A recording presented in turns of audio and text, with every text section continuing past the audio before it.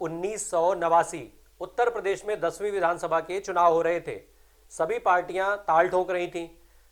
उस चुनाव में एक विधानसभा सीट पर एक निर्दल उम्मीदवार का दबदबा ऐसा बना कि 275 सीटों पर चुनाव लड़ रही भारतीय जनता पार्टी को उस उम्मीदवार का समर्थन करना पड़ा।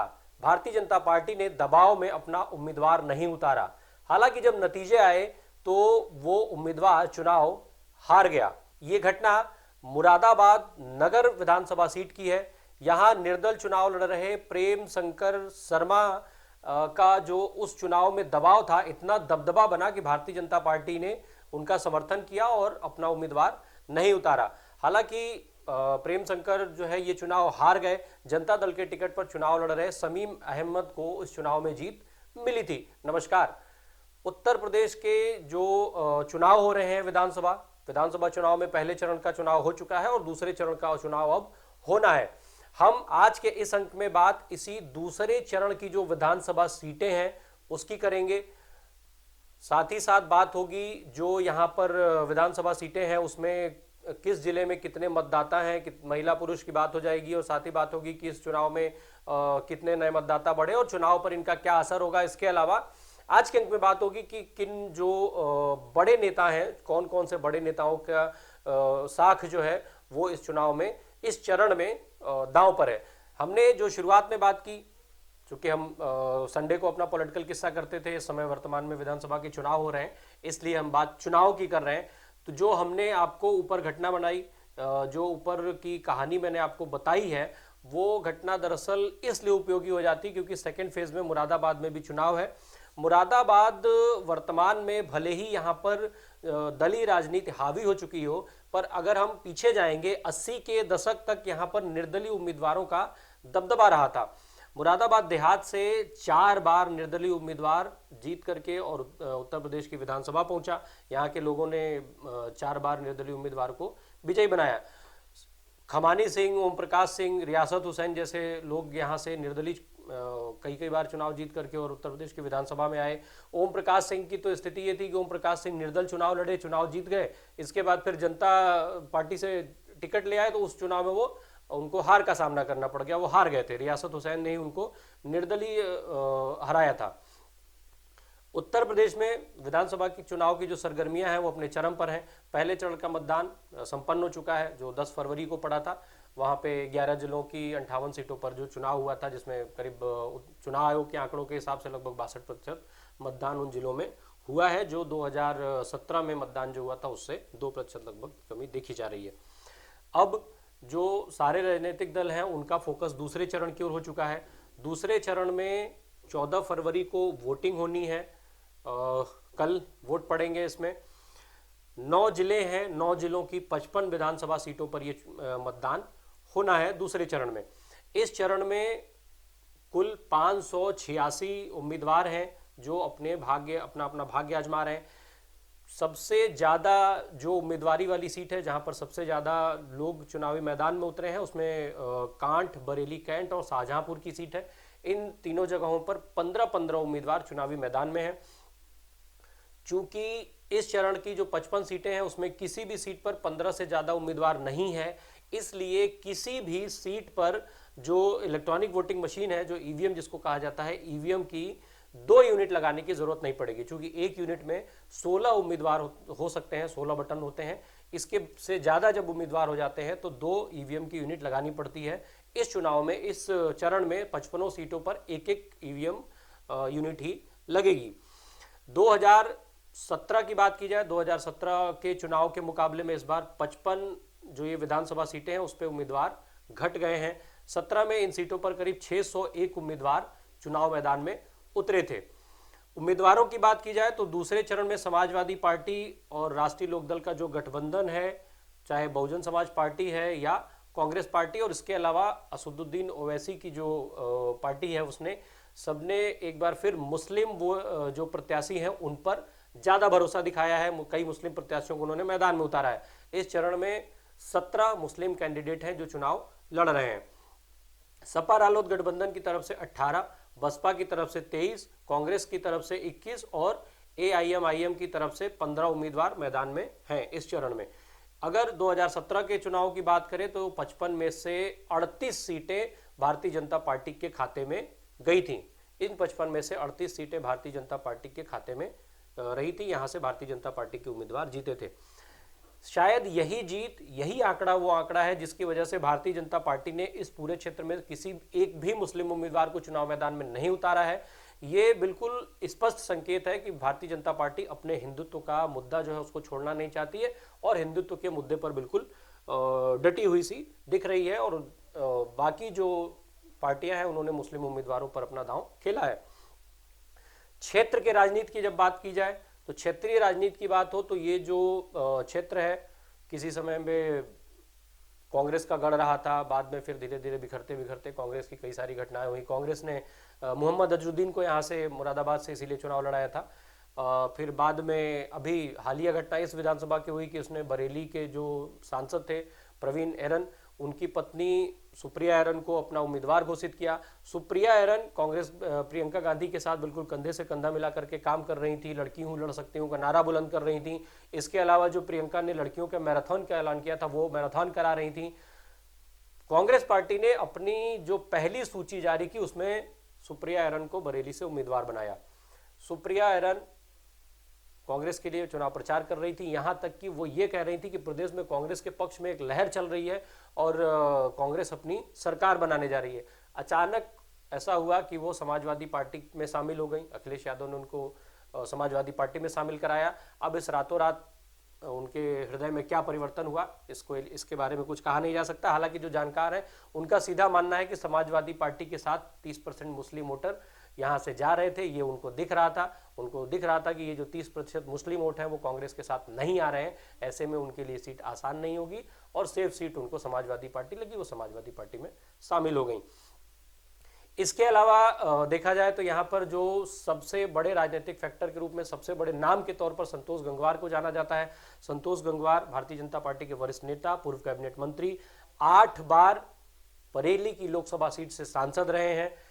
अब इस चुनाव में ऐसा पहली बार है, 3 दशक के बाद पहली बार ऐसा देखा जा रहा है कि संतोष गंगवार चुनाव में सक्रिय नहीं है। हालांकि उसके पीछे वजह स्वास्थ्य की बताई जा रही है।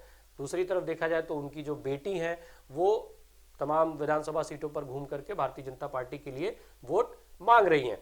अब ऐसे में उनका स्वास्थ्य ही वास्तविक कारण है या फिर वो उनकी अपनी विरासत को आगे बढ़ाना चाहते हैं, ये देखने वाली बात होगी कि ऐसा आगे फिर चल करके क्या दिखता है।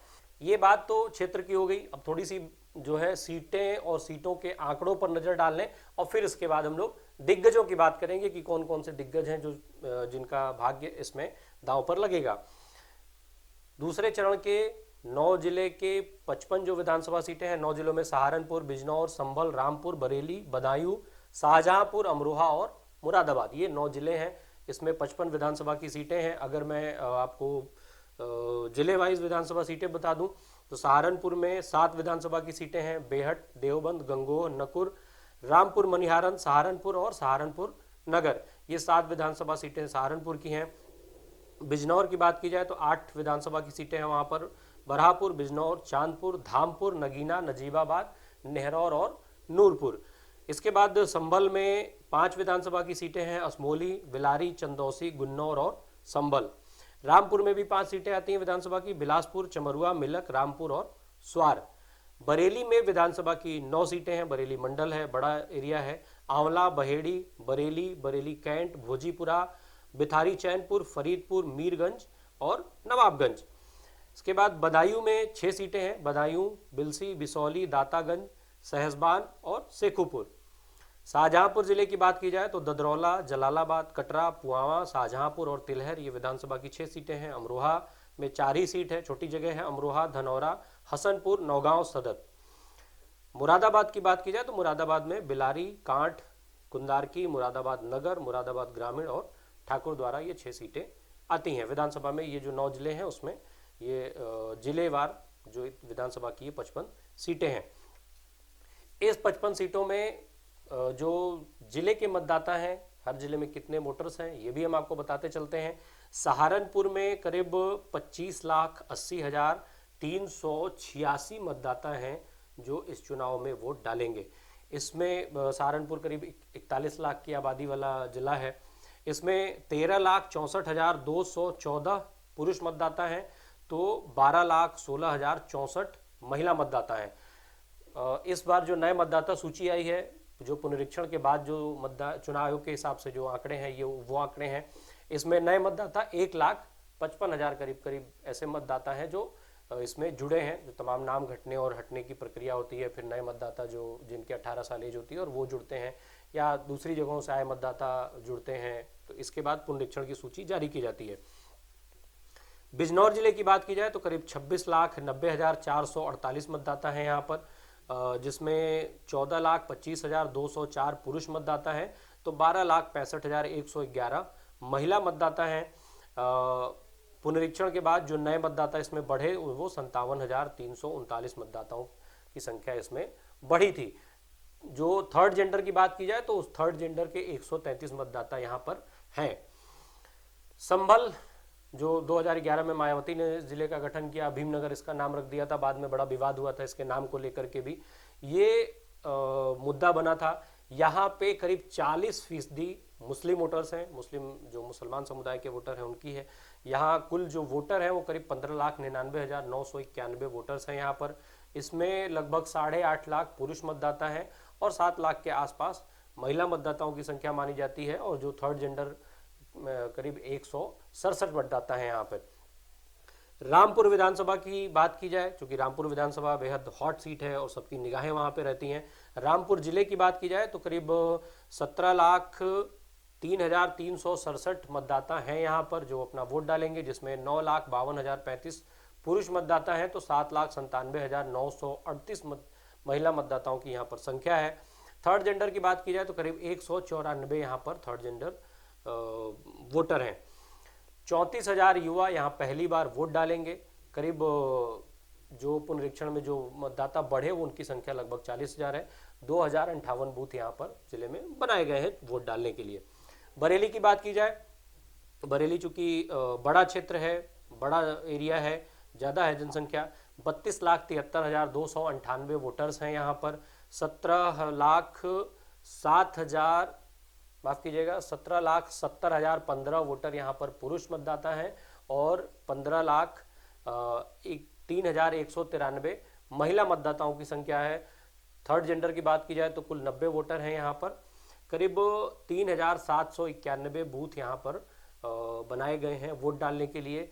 और चूँकि बड़ा जिला है इसलिए बूथ भी ज़्यादा है, यहाँ पे आबादी 54 लाख से ज़्यादा है बरेली की, इसलिए ये यहाँ पे नंबर्स ज़्यादा होते हैं। बदायूं की बात की जाए तो 23,85,897 कुल वोटर्स हैं यहाँ पर, जिसमें 12,81,278 पुरुष मतदाता हैं तो 11,04,472 महिला मतदाताओं की संख्या है। थर्ड जेंडर की बात की जाए तो 147 थर्ड जेंडर यहाँ पर वोटिंग के लिए एलिजिबल है। इसमें पुनरीक्षण की बात करीब 32,590 वोटर्स बढ़े हैं। शाहजहांपुर की बात की जाए तो 22,06,057 वोटर्स यहाँ पर कुल हैं। इसमें करीब 11,97,567 पुरुष मतदाता हैं और 10,08,315 महिला मतदाताओं की संख्या है। थर्ड जेंडर की बात की जाए तो 175 यहाँ पर मतदाता हैं। पुनरीक्षण के बाद इसमें 38,903 मतदाता इस जिले में बढ़े हैं, जिसमें 21,382 युवा मतदाता हैं जो पहली बार इस चुनाव में हिस्सा लेंगे। अमरोहा की बात की जाए तो अमरोहा में करीब 13,47,726 वोटर्स हैं, जिसमें 7,08,259 पुरुष मतदाता है, 6,39,369 महिला मतदाताओं की संख्या है। थर्ड जेंडर की बात की जाए तो करीब 98 वोटर्स हैं यहाँ पर। इस जिले में करीब 1,601 बूथ बनाए गए हैं और इसमें पुनरीक्षण के बाद 86,378 मतदाता यहाँ पर बढ़े हैं। मुरादाबाद जिले की बात की जाए तो यहाँ पर 24,09,988 कुल वोटर्स हैं चुनाव आयोग ने जो नया आंकड़ा जारी किया था उसके हिसाब से, जिसमें 12,81,512 मतदाता पुरुष हैं तो 11,28,342 महिला मतदाताओं की संख्या है। इसमें 1,18,849 मतदाता इस बार पुनरीक्षण में बढ़े थे। वहीं जो थर्ड जेंडर की बात की जाए तो 134 थर्ड जेंडर के वोटर यहाँ पर इस जिले में हैं। ये बात हो गई जिले में वोट और वोटरों के आंकड़ों की। अब हम जिन दिग्गजों की बात कर रहे थे कि दूसरे चरण में किन किन दिग्गजों की प्रतिष्ठा दांव पर लगी है, जरा उन पर भी एक नजर डाल ली जाए।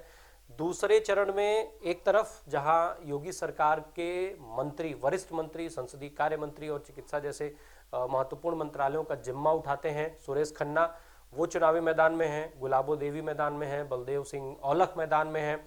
तो वहीं दूसरी तरफ समाजवादी पार्टी के कद्दावर नेता आजम खान, उनके बेटे, इनकी भी प्रतिष्ठा दांव पर लगी हुई है।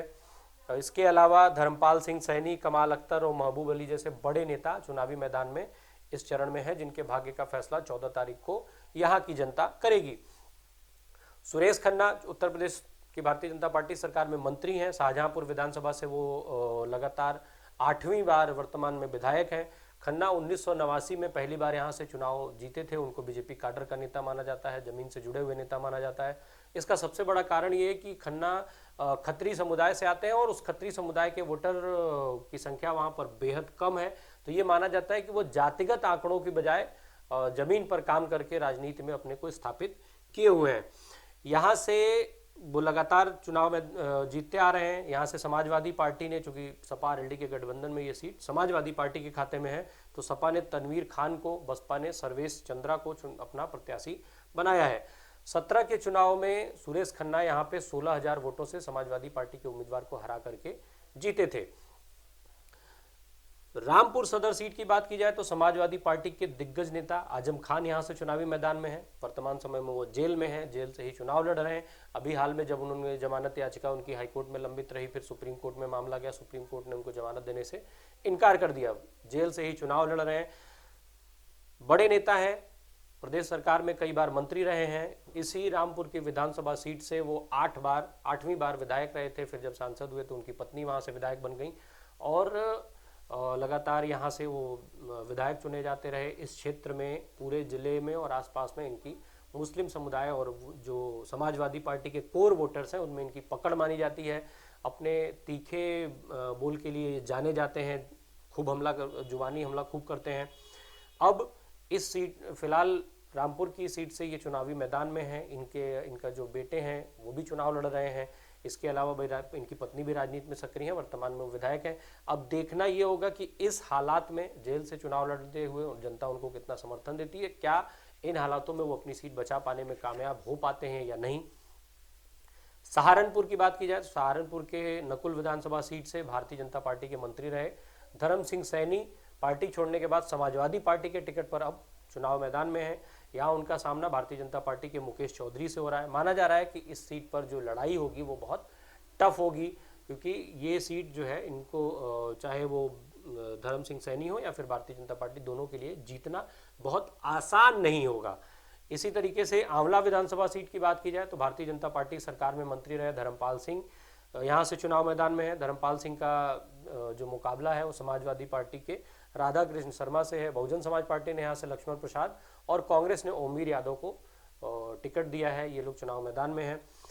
अब चूंकि धर्मपाल सिंह मंत्री हैं इसलिए ये सीट भी हॉट सीट के उसमें आ गई है और इस पर दूसरे चरण में ये सीट बेहद इंपॉर्टेंट होगी, जिस पर लोगों की निगाहें रहेंगी। समाजवादी पार्टी के पूर्व मंत्री जो महबूब अली, वो अमरोहा से चुनावी मैदान में है। भारतीय जनता पार्टी ने यहाँ से राम सिंह सैनी को चुनाव मैदान में उतारा है। बसपा ने नावेद को टिकट दिया है। अब यहाँ पे जो लड़ाई है वो फंसती हुई सी दिख रही है। यहाँ पे ये माना जा रहा है कि जो मुकाबला होगा वो त्रिकोणीय होगा। इसके अलावा इसी तरीके से मुख्यमंत्री योगी आदित्यनाथ की मंत्रिमंडल में इकलौते सिख मंत्री बलदेव सिंह औलख बिलासपुर की विधानसभा सीट से चुनावी मैदान में है। 2017 में इन्होंने कांग्रेस के प्रत्याशी को हरा करके यहाँ से जीत हासिल की थी। इस सीट पर औलख के सामने समाजवादी पार्टी ने अमरजीत सिंह को टिकट दिया है, तो बसपा ने राम अवतार कश्यप और कांग्रेस ने संजय कपूर को चुनाव मैदान में उतारा है।